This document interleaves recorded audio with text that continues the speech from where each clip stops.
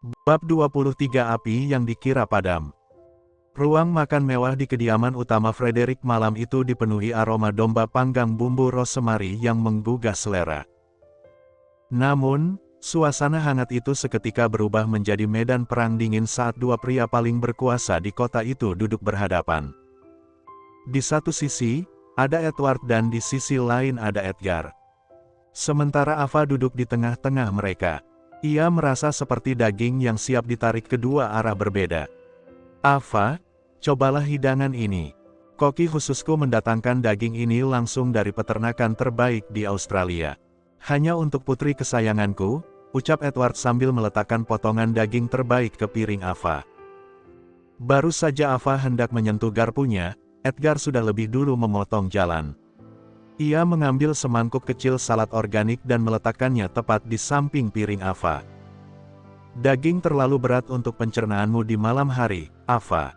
Ingat, kau sering mengeluh lambungmu sakit jika makan terlalu banyak protein hewani.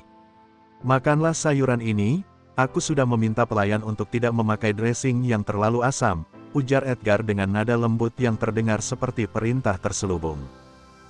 Edward mendengus. Matanya menyipit menatap Edgar. Anak muda, kau baru kembali ke hidupnya selama beberapa hari. Aku adalah ayahnya selama puluhan tahun.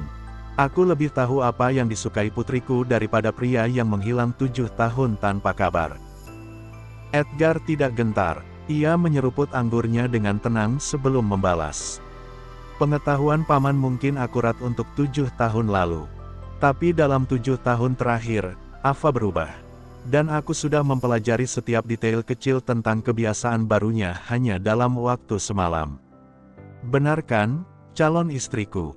Balas Edgar. Ava memijat pelipisnya yang mulai berdenyut. Bisakah kita makan dengan tenang? Ava, ambilkan papa saus lada hitamnya, pinta Edward, sengaja ingin menguji prioritas putrinya. Ava, tolong tuangkan aku air putih. Tenggorokanku tiba-tiba kering melihat tatapan tajam ayahmu, sahut Edgar di saat yang bersamaan. Ava menatap botol saus dan teko air bergantian. Ia mendesis frustrasi.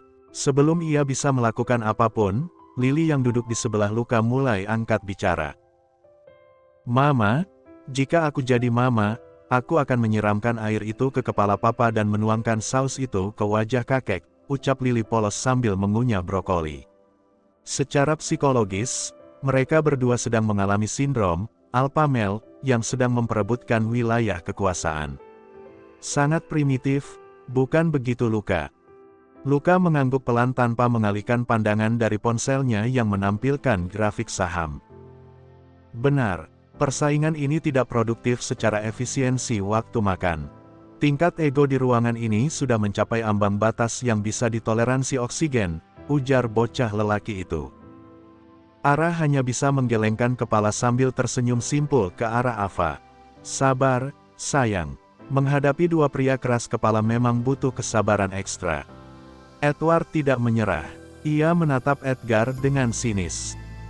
Jadi, Edgar, kudengar kau membeli mansion baru untuk Ava. Apa kau pikir kemewahan bisa menghapus fakta bahwa kau membiarkannya tinggal di kontrakan sempit selama bertahun-tahun? Justru karena itu, Paman, aku ingin memberikan istana. Di sana, Ava tidak perlu melayani siapapun, termasuk ayahnya yang posesif, balas Edgar telak. Di rumahku, Ava adalah ratu. Di sini, dia seolah kembali menjadi gadis kecil yang harus terus menuruti perintahmu. Aku melindunginya, bentak Edward.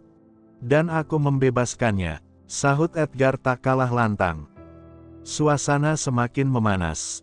Edward dan Edgar saling melempar tatapan tajam seolah ada kilat yang menyambar di antara mereka. Ava yang sudah mencapai batas kesabarannya tiba-tiba membanting garpu dan sendoknya ke atas piring porselen dengan bunyi dentingan yang keras. Seketika, seluruh ruangan menjadi sunyi senyap.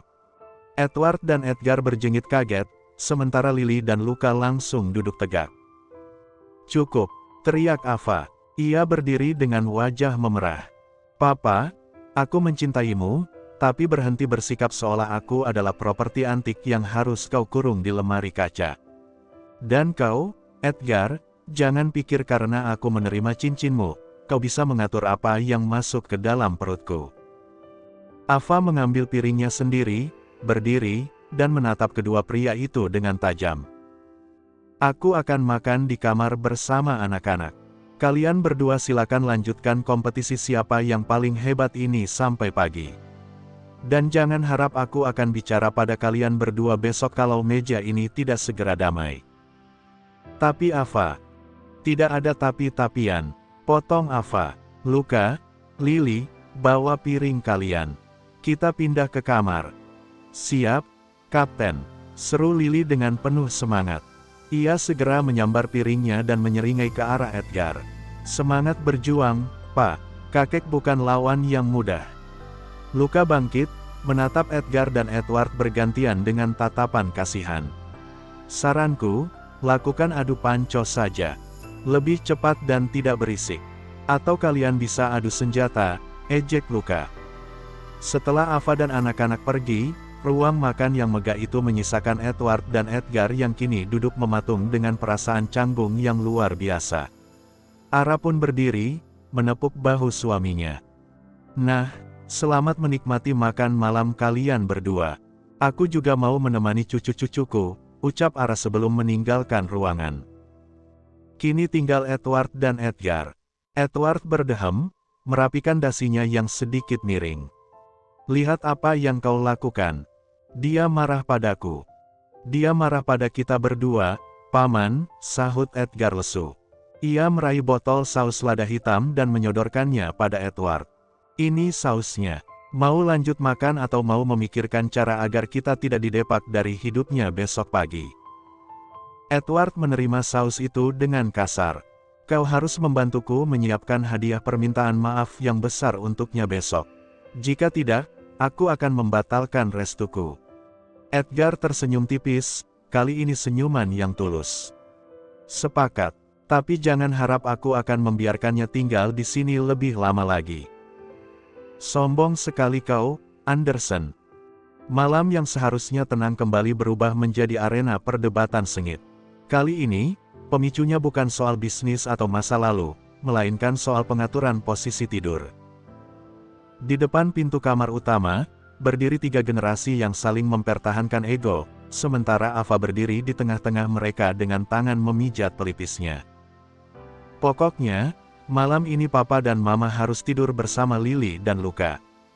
Titik. Lily bersedekap, wajah mungilnya tampak sangat serius dengan piyama bergambar kelinci. Edward yang berdiri dengan jubah tidurnya, langsung memasang wajah galak. Tidak bisa, Lily, dengarkan kakek. Papa dan mamamu belum sah secara hukum dan agama. Di rumah ini berlaku aturan moral yang ketat. Edgar tidur di kamar tamu ujung koridor, dan Mama tetap di kamarnya. Selesai. Edgar, yang berdiri di samping Ava, berdehem pelan.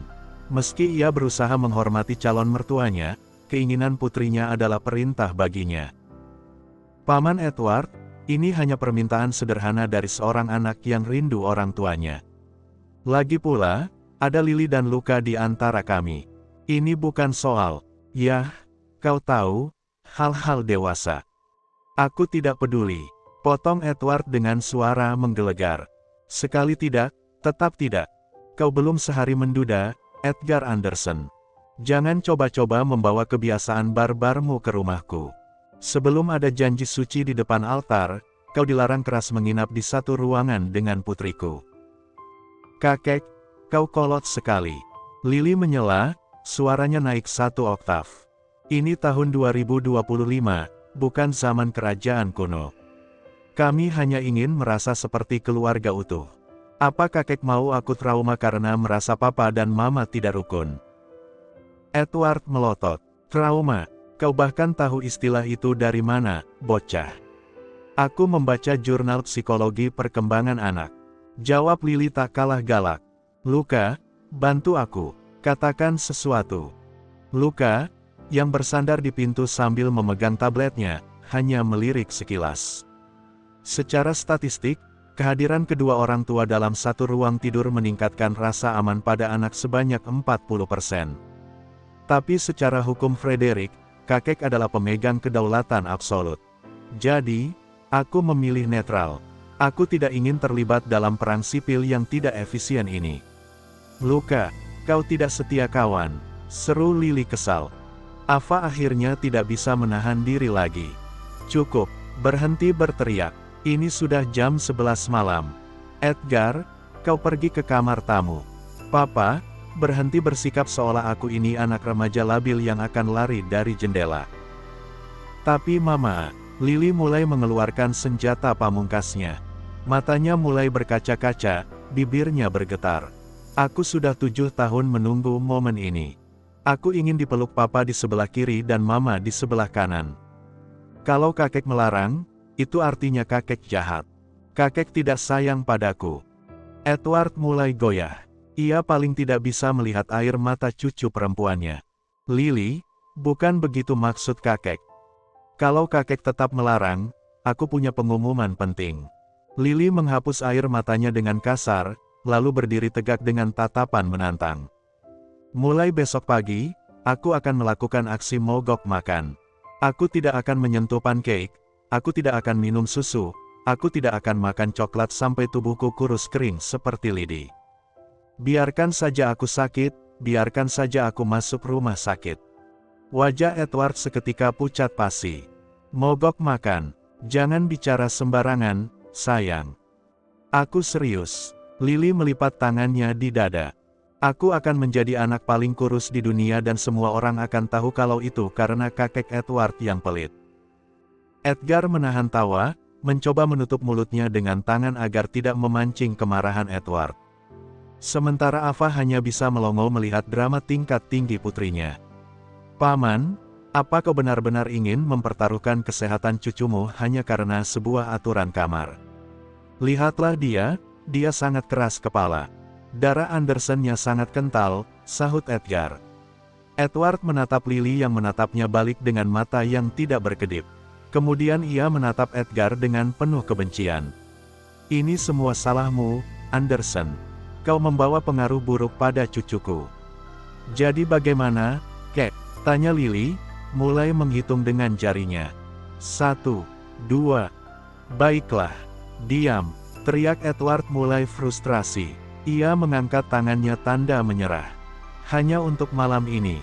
Dan aku akan menaruh 2 pengawal di depan pintu kamar. Jika aku mendengar suara yang mencurigakan, aku akan mendobrak pintu itu dengan kapak. Hore! Lily melompat kegirangan dan langsung menarik tangan Edgar dan Ava masuk ke dalam kamar. Ayo cepat, sebelum kakek berubah pikiran. Edgar melirik Edward dengan senyum kemenangan yang sangat tipis sebelum pintu ditutup. Edward berdiri di koridor, menghentakkan kakinya ke lantai dengan kesal. Sialan, aku pemilik rumah ini, kenapa aku yang merasa terusir? Gerutu Edward. Di dalam kamar, suasana mendadak menjadi sangat canggung bagi Ava dan Edgar. Lily meloncat ke tengah ranjang besar, sementara Luka dengan tenang merangkak ke sisi paling pinggir. Papa di sini, Mama di sini. Lily menepuk-nepuk bantal di kedua sisinya. Edgar melepas jubah tidurnya, menyisakan kaos oblong putih, dan naik ke atas ranjang. Ava menyusul dengan wajah yang masih memerah. Untuk pertama kalinya dalam 7 tahun, mereka berempat berada dalam satu ranjang yang sama. Nah, begini kan enak, gumam Lily sambil memeluk lengan Edgar. Papa, jangan pergi-pergi lagi ya. Kalau papa pergi, aku akan mogok makan beneran. Edgar mengecup kening Lily, lalu menatap Ava yang berbaring di sisi lain. Papa janji, papa tidak akan membiarkan siapapun, termasuk kakekmu yang galak itu, memisahkan kita lagi. Ava hanya bisa tersenyum kecil, merasakan tangan Edgar yang diam-diam meraih jemarinya di bawah selimut, di balik punggung Lily. Dia kenapa sih, curi-curi kesempatan dalam kesempitan? Gumam Ava mencoba menarik jemarinya namun digenggam lebih kuat oleh Edgar. Malam semakin larut, suara napas halus Luka dan Lily yang tertidur pulas menjadi satu-satunya bunyi yang mengisi keheningan kamar. Ava perlahan membuka mata, mengerjap beberapa kali menyadari dirinya sempat terlelap di samping Lily. Ia menoleh ke sisi kanan ranjang, tempat seharusnya Edgar berada, namun tempat itu sudah kosong dan dingin. Di mana dia? Ava bangkit dengan perlahan agar tidak membangunkan si kembar. Ia melangkah menuju pintu kaca balkon yang sedikit terbuka, membiarkan semilir angin malam masuk menyapu wajahnya. Di sana, Edgar terlihat sedang bersandar. Bara merah dari ujung rokoknya menyala di kegelapan, kontras dengan langit malam yang pekat. Ava melangkah keluar, berdiri tepat di samping Edgar. "Kenapa tidak tidur?" tanyanya lembut, memecah kesunyian. Edgar tersentak kecil, lalu segera mematikan putung rokoknya di asbak dan membuangnya seolah tertangkap basah melakukan kejahatan. Pria itu menoleh, menatap Ava dengan sorot mata yang sulit diartikan, campuran antara kelelahan dan gairah yang tertahan. "Kau pikir aku bisa tidur dalam kondisi seperti ini?" "Tidak sama sekali," jawab Edgar dengan suara terdengar lebih serak dari biasanya. Ava mengerutkan kening. "Kenapa? Apa kasurnya membuatmu tidak nyaman? Atau kau takut papa benar-benar membawa kapak ke sini?" Edgar mendengus kasar, ia mendekat satu langkah hingga Ava bisa mencium aroma tembakau dan parfum maskulin yang melekat di tubuh pria itu. "Kau masih bertanya kenapa? Tentu saja karena kau, Ava. Kau berada satu ranjang denganku, dan kau mengharapkanku tidur tenang seperti bayi." Ava tidak menanggapi protes itu dengan serius. Ia justru berjalan menuju sofa rotan yang ada di sudut balkon dan mendudukkan dirinya di sana.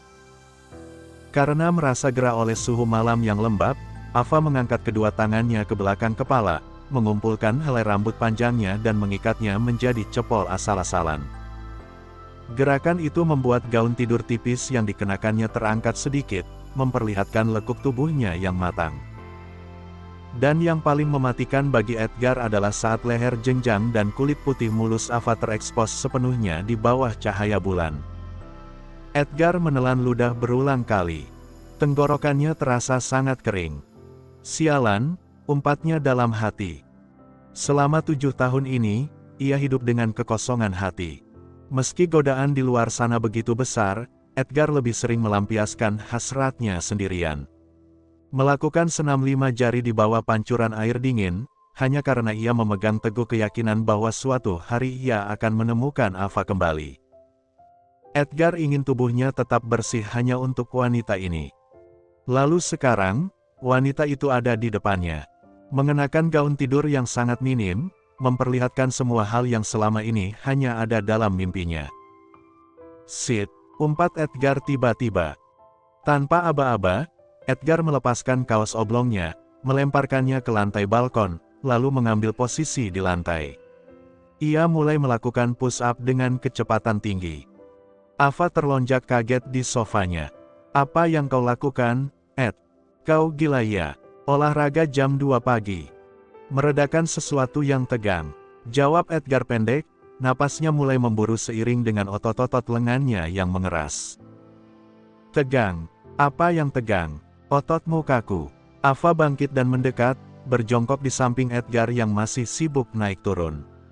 "Kau harusnya istirahat, jahitan di punggungmu bisa lepas kalau kau terus begini." Edgar berhenti mendadak, ia masih dalam posisi bertumpu pada tangan, wajahnya hanya beberapa senti dari kaki telanjang Ava. Ia mendongak, menatap Ava dengan frustrasi. "Kau ini benar-benar tidak sadar atau sengaja sedang menguji imanku, hah? Lihat pakaianmu, Ava. Kau memakai gaun yang bahkan lebih tipis dari tisu, mengikat rambut di depanku, dan sekarang kau berjongkok di sini." Ava baru menyadari posisinya. Ia melihat ke bawah, menyadari kerah gaunnya yang longgar mungkin memberikan pemandangan yang berbahaya bagi Edgar. Wajah Ava seketika memerah. Aku tidak bermaksud menggoda. Aku hanya gerah." "Gerahmu itu bisa membuatku gila," desis Edgar. Ia segera bangkit berdiri, tubuhnya yang berkeringat memantulkan cahaya lampu jalan. Edgar tidak tahan lagi. Logika dan rasa hormatnya pada Edward mendadak menguap ke udara malam. Dengan gerakan kilat, ia mencengkeram pinggang ramping Ava dan menariknya hingga tubuh mereka bertabrakan tanpa celah. "Ed, lepaskan, nanti papa dengar." "Persetan dengan orang tuamu," potong Edgar. Edgar langsung membungkam bibir Ava dengan ciuman yang haus dan menuntut. Bukan sekadar ciuman rindu, ini adalah ledakan hasrat yang telah dipendam selama 2555 hari. Bersambung.